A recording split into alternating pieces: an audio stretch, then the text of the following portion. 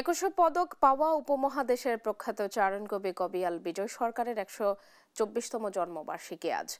অসাম্প্রদায়িক চেতনার সুরস্রষ্টা বিজয় সরকার জন্মবার্ষিকী উপলক্ষে তার বাড়িতে উন্মুক্ত বিজয় গীতি পরিবেশন, কবির প্রতিকৃতিতে ফুল দিয়ে শ্রদ্ধা জানানো সহ থাকছে নানা আয়োজন।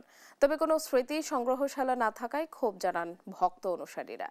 আগত দর্শনার্থীদের জন্য নেই কোনো বিশ্রামাগারও। সহকর্মী শরীফুল ইসলামের রিপোর্ট, জানাচ্ছেন তামিম মাহবুব।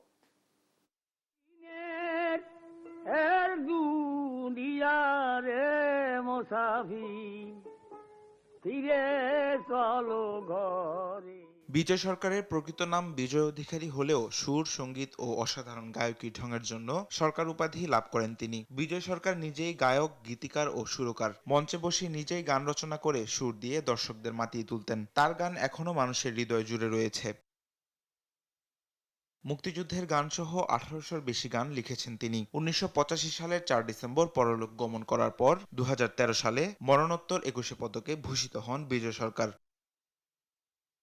শিল্পীর মৃত্যুর পর অযত্ন আর অবহেলায় পড়ে আছে তার বসতভিটা। শিল্পীর জন্মভূমিতে গড়ে ওঠেনি কোনো স্মৃতি সংগ্রহশালা। দেশের বিভিন্ন এলাকা থেকে আগত দর্শনার্থীদের জন্য নেই কোনো বিশ্রামাগার। বসতবাড়িতে টিউবওয়েল ও টয়লেটের ব্যবস্থা না থাকায় ভোগান্তি বেড়েছে দর্শনার্থীদের। বিজয় সরকারের বাড়ি যাওয়ার ভাঙাচোরা সড়কের মেরামতের দাবি এলাকাবাসীর। এই ডুমটি বিজয় সরকারের যে এই বাড়িটিতে আসলে দূর দূরান্ত থেকে প্রতিনিয়তই অনেক লোক আসে, কিন্তু আসলে দেখার মতো তেমন কিছু নেই। ঘরের ভিতরে তার একটি খাট আছে, সেই খাটটা খুবই জরাজীর্ণ।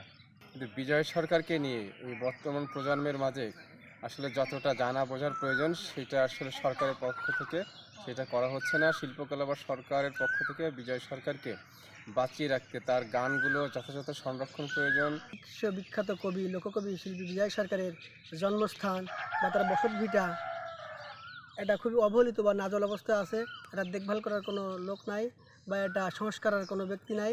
নড়াইল তথা দেশ বিদেশে বিজয় সরকারের গান আজও দর্শকপ্রিয়। তার গান জনপ্রিয় হলেও সরকারের পৃষ্ঠপোষকতায় সেই সব জনপ্রিয় গান সংরক্ষণের নেই কোনো উদ্যোগ। বিজয় ভক্তদের দাবি গণমাধ্যম সহ বিভিন্নভাবে বিজয় সরকারের গানের মর্মকথা তুলে ধরা হোক। বিজয় সরকারের গান প্রচার প্রসারের ক্ষেত্রে কতটা যে আমরা ভূমিকা রাখছি বা বাংলাদেশ কতটা ভূমিকা রাখছে ঠিক আমি জানি না, তবে এটাকে আরও প্রসারের ক্ষেত্রে ব্যাপক ভূমিকা রাখা উচিত।